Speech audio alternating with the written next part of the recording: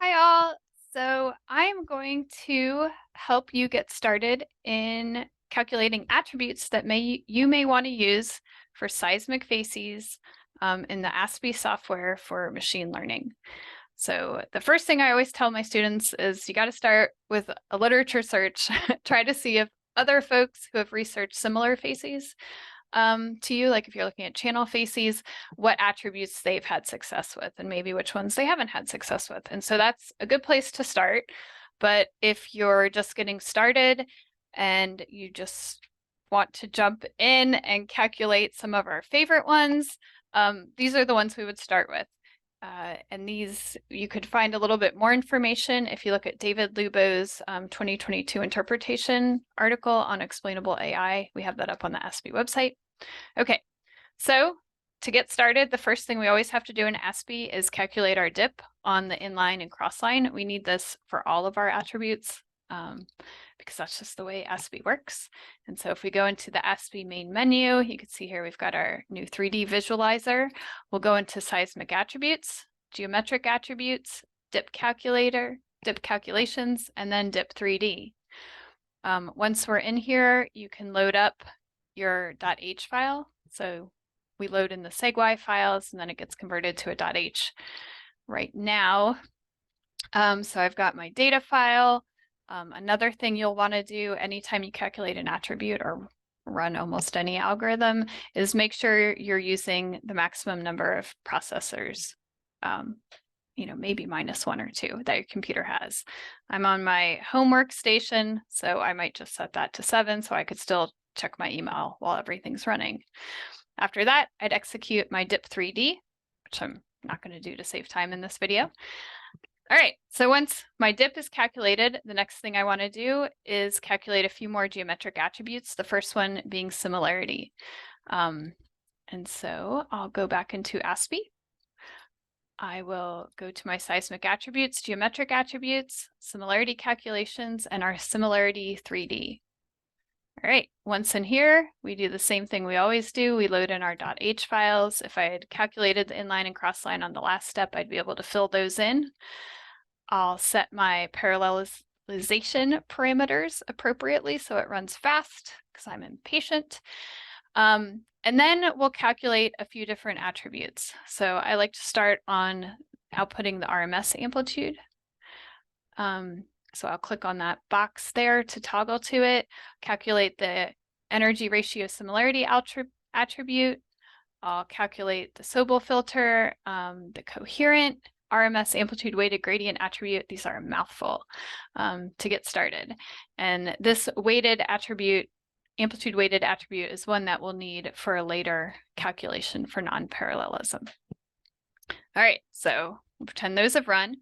And then we'll go back into our geometric attributes and we'll calculate our texture attributes. So these GLCM attributes, we've had a lot of success with a lot of the students and researchers in AASPI, particularly for machine learning classification.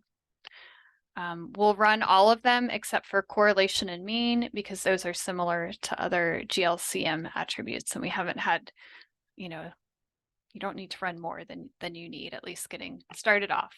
So we'll go into seismic attributes, geometric attributes. We'll scroll down to our texture GLCM calculations and our GLCM 3D. GUI will pop up. We'll put in our .h file, our inline crossline. You can set the parallelization, and then we'll calculate all of these except for mean and correlation, and then execute those.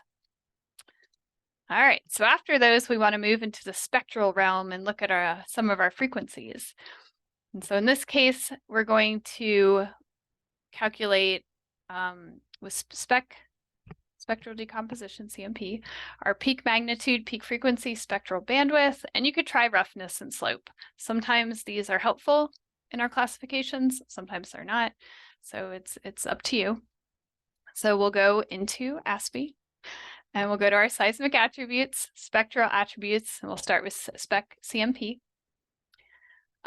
In here, we'll put in our .h file. we'll set our parallelization. And so one of the things I want to mention in here is you always want to optimize your parameters, particularly for frequency. So you want to look at the frequency of your seismic, set your frequency correctly. And then you also want to set your time window for what you're looking at.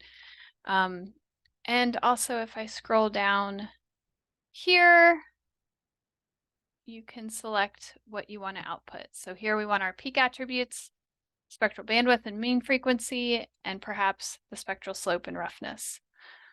Another thing I should mention here is, even when you're calculating your geometric attributes, you not only want to set the frequency range for your data that you want to investigate, but also that window height that you're going to be calculating your attributes in. We like to start off with 0.5 times the time from peak to peak in your area of interest. So at that depth that you're interested in. All right, so we've calculated spectral, and then finally we want to calculate our non-parallelism attributes, and these are also under geometric attributes, and this is where you need to have that coherent energy weighted attribute already calculated. So for non-parallelism, we go under seismic attributes, disorder, and non-parallelism calculations, hit non-parallelism, and then here we would put in our weighted energy, our inline, our crossline, our amplitudes, all that we've already calculated. We would, select how many processors we want to use, and then we would execute. And of course, for any of our AASPI GUIs, features, you can always open up, of course it's doing it over here, go to the help menu, and you can open up information to kind of give you a little bit more on the theory, and then often, see examples of exactly what to put in and the outputs that you would get. So thank you very much for listening.